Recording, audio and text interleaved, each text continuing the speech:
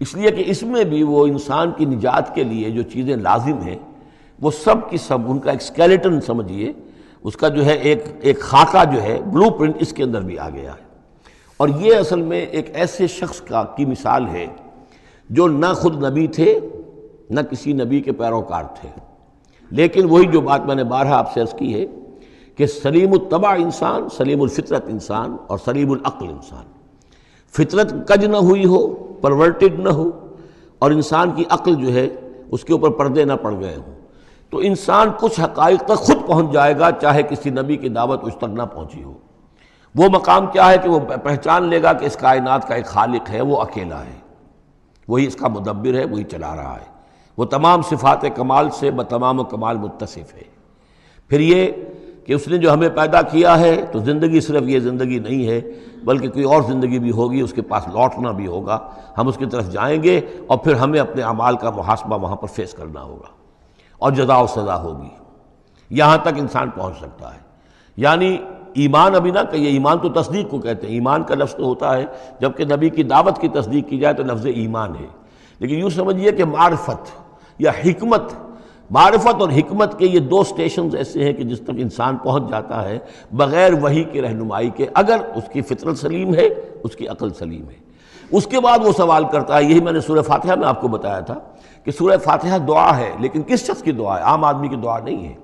وہ ہمیں تلقین تو کی گئی ہے نماز میں، ہم وہی پڑھتے ہیں، لیکن اس میں پیش نظر کیا ہے کہ ایک شخص جو اپنی سلامتی طبع، سلامتی فطرت، سلامتی عقل سے یہاں تک تو پہنچ گیا کہ الحمدللہ رب العالمین الرحمن الرحیم مالک یوم الدین ایاک نعبد، یہاں تک تو وہ پہنچ گیا ہے۔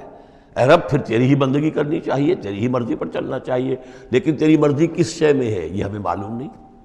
تو کس چیز سے راضی ہوتا ہے، کس سے ناراض ہوتا ہے یہ ہمیں معلوم نہیں، تیری بندگی کیسے کریں یہ ہمیں معلوم نہیں۔ تو اس سے آگے پھر ہے وہ جو اہدنا الصراط المستقیم ایاک نعبد و ایاک نستعین اہدنا الصراط المستقیم۔ تو ایسی ایک شخصیت تھی حضرت لقمان کی، جہاں تک روایات ہیں ان سے معلوم ہوتا ہے کہ یہ حبشی النسل تھے۔ نوبیا ایک جگہ ہے کہ جو سوڈان اور یوں سمجھیے کہ مصر کے تقریباً درمیان یا سرحد پر ہے، وہاں یہ رہتے تھے اور کارپینٹر تھے، لیکن یہ کہ اللہ تعالیٰ ذہانت جس کو بھی چاہے دے دے، لیکن ان کے اندر اللہ تعالیٰ نے وہ ذہانت بھی دی تھی اور وہ سلامتی فکر، سلامتی عقل، سلامتی فطرت، سلامتی قلب، اس کے نتیجے میں وہ اس چیز تک پہنچ گئے تھے، توحید تک، اور اس کے ساتھ ہی یہ ہے کہ اعمال انسان کے جو ہیں وہ ضائع جانے والے نہیں ہیں، ان کا کوئی نہ کوئی بدلہ مل کر رہے گا۔ باقی یہ کہ جو چیزیں وہی سے معلوم ہوتی ہیں، جنت دوزخ، وہ تو ان کے تذکرہ نہیں ملے گا اس کے اندر، جو چیزیں، اور کسی رسول کا تذکرہ بھی نہیں ملے گا، اس لیے کہ وہ کسی رسول کے امتی ہوتے تو تذکرہ کرتے۔ یہاں انہوں نے جو اپنی ایک حکیم اور دانا انسان نے اپنے ساری عمر کے سوچ کا جو لب لباب ہے، خلاصہ ہے، حاصل ہے، وہ اپنے بیٹے کو اپنے انتقال کے وقت وصیت کی شکل میں منتقل کیا ہے، اور اس کو اللہ تعالیٰ نے قرآن میں نقل کر دیا، چونکہ ان کے اقوال کوٹ کیے جاتے تھے، جیسے ہم کوئی تقریر کرتے ہیں تو کبھی علامہ اقبال کا حوالہ دیتے ہیں، ان کا شعر کوٹ کر دیتے ہیں، کبھی کسی اور کا،